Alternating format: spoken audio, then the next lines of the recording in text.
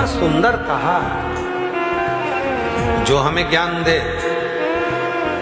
जो हमें सत्मार्ग बताए, जो हमें मंजिल तक पहुंचाए, जो परमात्मा की शरणागति में लगाए, जो हमारे दुख को समाप्त कर दे, बस ऐसा गुरु हमें अपनी जिंदगी में मिलना चाहिए। जो हमारे दुख और दुख को समाप्त कौन करेगा?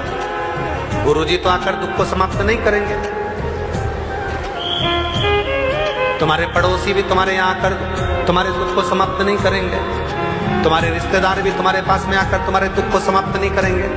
तो दुख को समाप्त कौन करेगा?